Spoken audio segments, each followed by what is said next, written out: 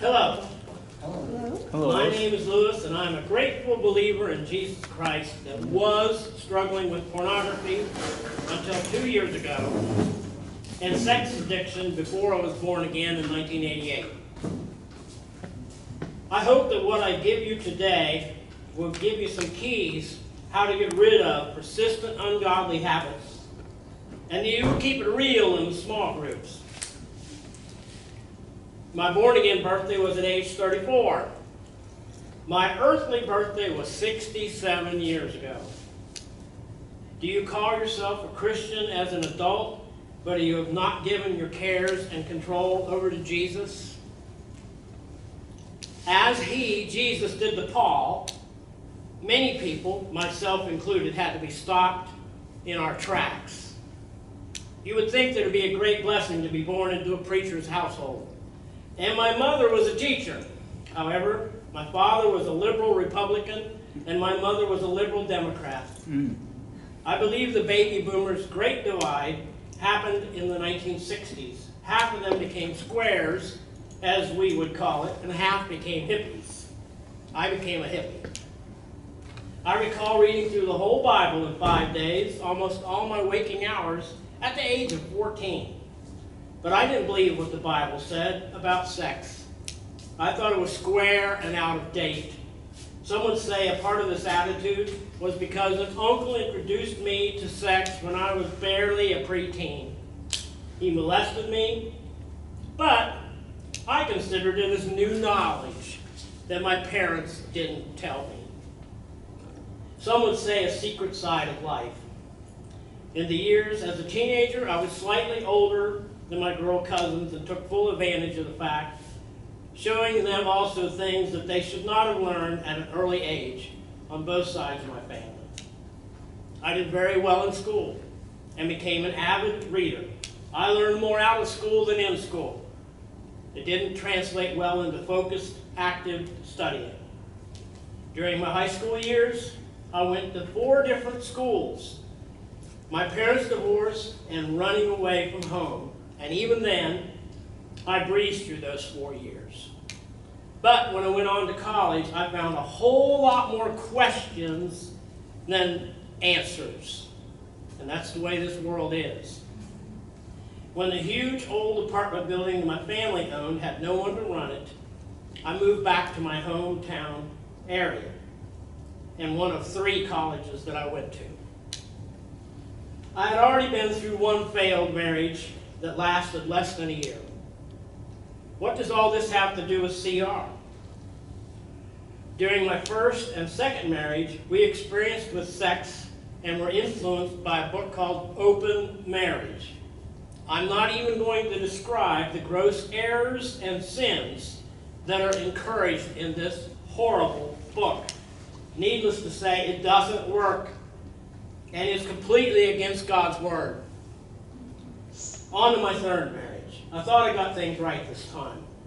We dated for a longer period of time, got in church some, but the fighting and the moving and changing jobs happened for 5 years. After living in Florida 3.5 years, it seemed like a spiritual wasteland there. Our children were skipping out of school to go to the beach, and they'd go back to school and ride the bus home.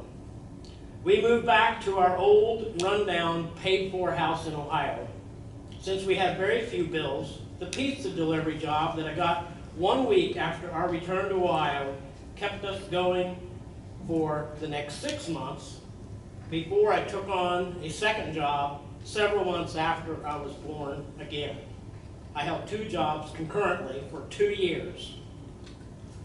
My brother Jim invited us to go to church, and we did. And soon joined, but only went once.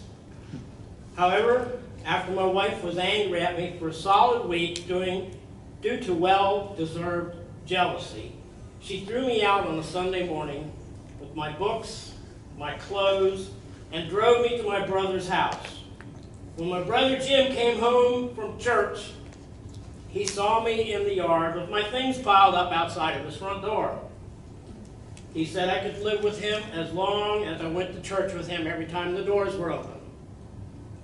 And we went that very night. Even though he's younger, he was born again 4 years before me. During that service, I really didn't feel like being there. I threw myself into the praise and worship music anyways. I didn't understand what the sacrifice of praise exactly meant until then. At the end of the service, the preacher asked for each person to pray for what they needed right where they were. I prayed out loud, Jesus, heal me and my marriage. There wasn't anything physically wrong with me, so Jesus touched me and saved me and healed me on the inside.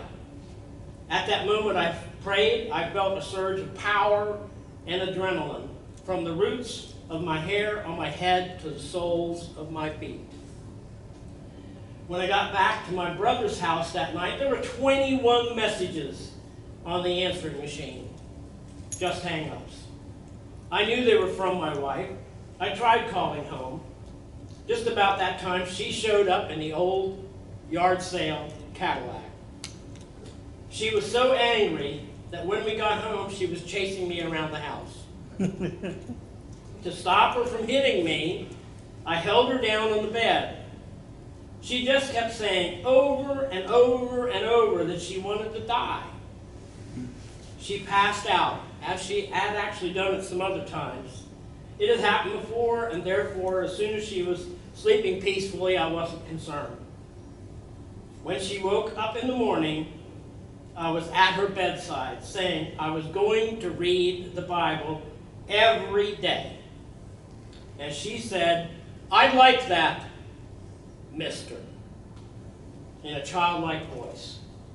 In a miraculous way, part of her memory was wiped clean, and for the next 4 to 6 weeks, she was like a little child growing up, but she remembered clearly the dream she had about going to heaven, and her vocabulary started from then. The marriage was better for a little while because she listened to the instructions in the dream. She was clearly told it was not her time yet to die. The classic line as part of the dream. An angel told her in the dream 2 commands. Do not worry. Call all men mister. 4 days later, I told my brother some of what had happened in person, and he gave me a new Bible that had the back broken. And when you opened it up, right there was Matthew 6, verse 25, do not worry. And it says it twice more at that same place. Jesus was very specific. In about 6 weeks, she was back to normal. To this day, I cannot understand why someone who had such a great vision of heaven would not want to share it. But only God knows the answer to that. I started to read the Bible every day, and that meant hours a day for 2.5 months, until I got a day job at a greenhouse. And oh, the spiritual word pictures I got there at that greenhouse. Here are a couple. We are rooted and grounded in Jesus Christ. We are growing toward the light. In December 1990, I got a great factory job. And I talked about being born again and saved so much that they called me Reverend Lou. It was even written on my hard hat for a while. But I knew where 2 X-rated movie stores and bookstores were on my 55-mile trip to work. And I snuck in 5 or 10-minute stops. 19 years later, I got laid off from that great factory job. Went back to college for 2 more years. And my miracle daughter got accepted to Berea College. We moved to Berea for a year. When our house contract was up and my 1-year temp job was up, my wife and I moved to St. Paul, Virginia, where I had a shot at a power plant job. When that didn't pan out, we put it all in storage and traveled. When we ran out of money, we worked for a few months. We were relying mostly on retirement income. During this time, she imagined that I had a girlfriend. I don't know how. I was with her 24 hours a day, even at work. She thought somehow I was hooked up electronically, nothing could change her mind. Sometimes I think when she became an empty nester, she just went crazy. Maybe she still hadn't forgiven me for some of the things that had happened in the first 5 years of our marriage. So while we were working on Amazon in Campbellsville, she left me. I saw it coming. They told her to go to counseling or get fired after someone heard her make a violent threat to me at work. Amazon doesn't put up with threats of violence. 4 days later, she left me while I was at work, taking our van. I walked 7 miles to the campground where the motorhome was parked. I wasn't even mad. I continued to work the next 5 months and was happy living in the ancient motorhome. When I finished my Amazon season, Christmas 2014, I decided to set up Psalm 51 Ministries. In Psalm 51, David admits his faults to God.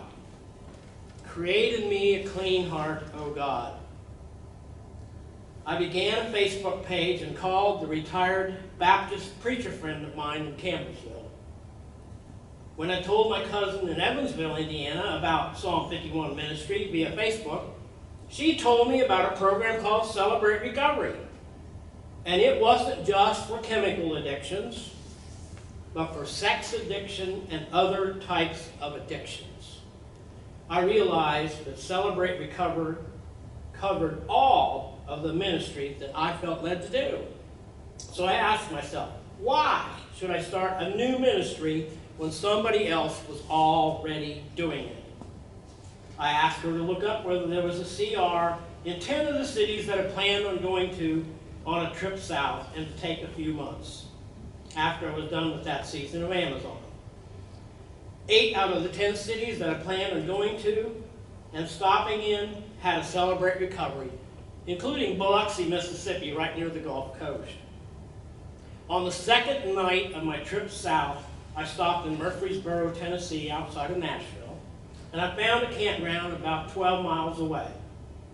From there, I started making phone calls to the churches that I knew had Celebrate Recovery, and in the end, I found 4 churches, Monday through Thursday, that had a CR. One was even a Church of Christ.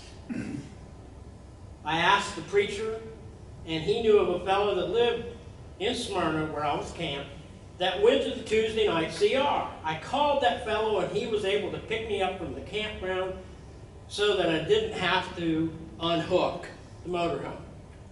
It wasn't even out of his way.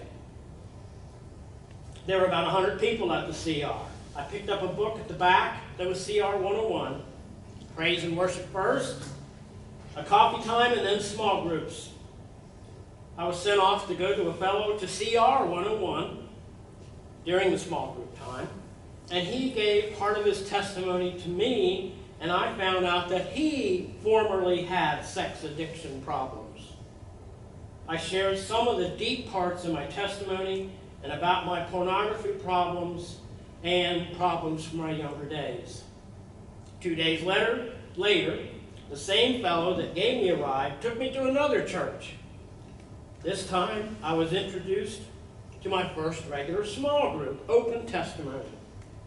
I learned the 5-minute rule, and that the goal was 8 to 12 in a group. This group ranged from 20 to age 60, with me being the oldest. I stopped at a couple state parks in Middle Tennessee for the night and went to Davy Crockett State Park near the Alabama line. In Lawrenceburg, I had chosen a Baptist church to go to from a recommendation from one of the clerks at the campground, and found that they had a CR program that was not even on my list. I stayed at that campground 4 days, went to church twice, and to CR twice. My next stop was Red Bay, Alabama, which is nowhere near the ocean, where my motorhome had been made 35 years before. Even that small town of 5,000 had a CR program and an Assembly of God.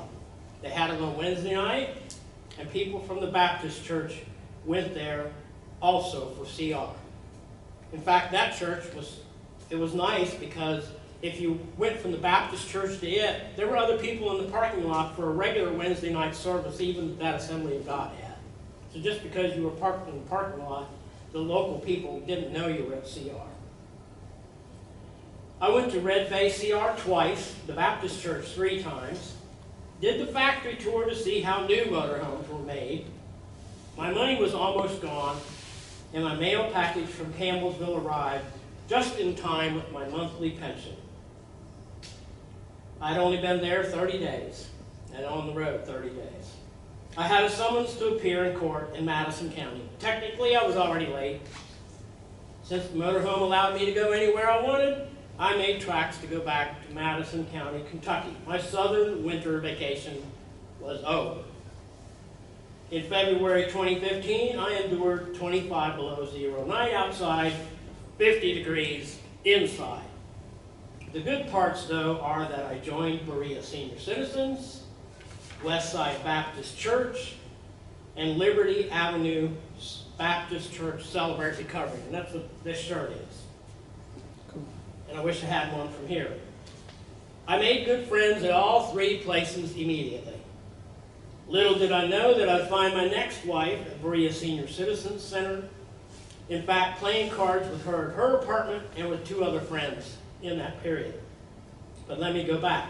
After 2 failed attempts by my ex to get a divorce in Kentucky, and her lawyer quit on her, there was a long period of nothing happening. But I was absolutely convinced that I was not going to date or kiss a woman until I was completely legally single. I really didn't even want to remember women's names. I had more than 3.5 years of celibacy, but I never went more than 30 days without pornography. My computer crashed several times. My phone ran out of data several times. And I continued to do what I really didn't want to do. Paul said something about that in Romans chapter 7, verses 15 through 20. He explains in detail. I was happy that spring 2015 that I was back in Berea, Kentucky. I reconnected with my daughter, got to see my 2 grandsons, and I was in Berea when Michaela suffered through separation from her husband. I was grateful I had gone back to work in Berea, and I was able to help her generously when she asked. In fact, one of the byproducts of that period was I became completely financially independent and no bills except some money to the IRS, and I started tithing. And what a difference that makes. Finally, in the spring of 2017, I received that my wife received the word that my wife was seeking divorce in Ohio, and she had no representation. I asked my brother Jim, who lived near there, to help me find an attorney. I'd saved up some money, and on Monday, July 3rd, I gave several $1,000s to an attorney, which was only about $100 more than I had in all 4 accounts, business accounts and personal. And he filed an answer that very afternoon, July 3rd, mind you, on a Monday. Also, to go back a little bit, in 2015, I'd made friends with George, who was a member of Senior Citizens and Westside Baptist. He had no car. He had been an Alcoholics Anonymous member, and I gave him a ride, and other seniors rides whenever they needed it. Even at the time, at first, it meant driving my 35-year-old motorhome around town like a car. I decided to do some senior handyman work, give rides, help people with their testimonies or stories also. During that time, I did my first work for my future wife, Callie. I remained very active in CR except for the year that I worked evening shift. I finished the first 4 CR books. Now, going back again, July 3rd, 2017, George was having health problems. I was his best friend. I asked my neighbor to check his sugar levels in the 4 days that I went to Ohio to find that attorney. I called back to Berea as I was coming back from Ohio, and she said that his sugar level was reading 360. I said I'd seen that before, continued driving. When I arrived after dark, I saw on the notes that it was over 460, which if you know anything, that's critical. He was drooling, barely responding to my questions, and hadn't taken a shot. I prepared a shot for him. He tried to stab it through his shirt, and I had to take it from him and stab it into his belly. An hour later, I was calling 911 as his condition was still going downhill. Sometime just after midnight, on the morning of July 4th, 2017, he died. Fitting that it happened on that day, since he had served in Korea from 1972 to 1976, while a lot of other boys were dying across the water in Vietnam. So in 24 hours, my best friend dies, and my 34-year-long marriage was dead. I had been secretly watching porn on my phone, even when he was in the bedroom next door, but concealing the problem from him. July 4th, with him gone, I binged on porn. That may be why, in the spiritual realm, my landlord came up with this ridiculous notion to throw me out, even though all along I had helped George with half the expenses. I made a deal with the landlord, paid rent and deposit, but was not able to continue the deal that George had to buy the place. That third marriage became officially over October 2017, about 3 months later. At the final hearing, I'm glad the judge asked her first whether we could reconcile, and she said no. I knew then there was no way. 1 Corinthians 7, verse 15, the Bible says clearly to let the unbeliever go. But I did remain in that marriage after I was born again in 1988, because you are to remain in the condition that you are when you're born again, as long as it's legal, ethical, moral. And I knew I was on the right path in 1988. In November 2017, I took a big trip south, this time in a van, going all the way to the coast. I spent 3 weeks exploring my singleness. In the state capital of Alabama, I parked in front of the State Assembly office building. Their legislature wasn't in session, so the streets were nearly deserted. I saw this lady pull up and escort her aged parents into the office building. Some staff or representatives were there. She was parked in a no parking zone, and I saw her come back out and stand next to her vehicle. I had my back hatch open on the van and was eating some lunch, waiting to go on the state capitol building tour. I struck up a conversation with her, told her of my new singleness, and that I had signed up for Match, and told her of my profile. I described my life in the Baptist churches, participating in CR, being part of Berea Senior Citizens, and she said that I didn't need to be on Match, that someone in my circle of friends would rise to the top. Her words were prophetic. Application to you all.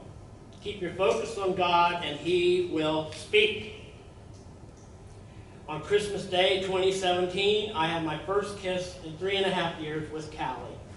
She had invited me to her mountaintop farm since she now had electricity. For several months, I had already taken several of her friends up there, so now I accepted that Christmas Day invitation. It was love at first kiss. I returned several days that week between Christmas and New Year's and visited my dad on New Year's Eve and New Year's Day and told him she was the one. In 7 days, mind you. I shared my profile with Callie for Match. I had strengthened it after a failed date in early December that a woman wanted to date and have sex without marriage.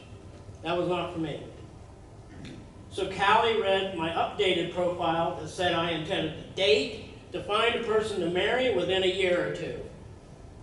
I told Callie of my struggles with pornography, and from that day, Christmas 17, until October 2018, I was clean. We were married in July 2018. Over 3 years now, around 3 years. And we were very happy. I can't name exactly why, but when we were on our first long honeymoon, several months after our marriage, something snapped. It had been 31 years since I'd been born again, and I was secretly looking at porn. As Paul said, sometimes I do what I do not want to do. The miracles of our marriage and how we met and the prophetic message that I had received should have been more than enough to keep me pure. My work allowed times where I was riding in the boss's car where I could secretly look at porn with the sound off. Also, I spent 2 hours alone 4 nights a week cleaning the laundromat, and there were no cameras in the restroom, even though we had 21 cameras in that place. During this time, sometimes I ran out of data and my phone would be slow. This reached a head in May 2 years ago. She felt in her spirit that something was wrong. She had been in the habit of walking and praying on one of the college's many paths through the woods. She told me that she didn't want to buy a travel trailer or motorhome if I had somebody else in my life. She could tell when I was on my phone. When she told me of this, she went for a long walk. I knew precisely what she was hinting at and immediately wrote out a 4-page confession in my diary, which I conveniently left laying on the kitchen table for her to read. I confessed to my downfalls to my small group at CR, but now she was reading it on paper. During my 2 hours of work that night, I cleaned, confessed to God, and asked for forgiveness from God and from Kathleen. Closing. When I first started asking Callie to come to CR with me, she wasn't exactly sure whether that was what she should do. She goes to CR to support me and is there for women dealing with various issues. Having raised 9 children gives her a lot of insight. I'm thankful that we have such a godly relationship with each other. I confess when I look at a woman too long or at images on TV too long. I've made a covenant with my eyes. I save all my desires for her and no one else. I still struggle with guarding my thoughts, but these also I confess. It has now been 2 years clean. I have made a covenant with my eyes that I will not lust after a maiden or look on any woman other than my wife, even the image of a maiden or any other woman. Again, obeying Job's advice in Job chapter 31, verse 1. I make a habit of changing the channel on TV or doing something else whenever I see too much flesh exposed. That is part of my covenant with God, with my wife, and with my friends in CR, and with my friends in Christ. This is my story, and I hope that it will help you grow in Christ Jesus. Thank you. Thank you, Lord.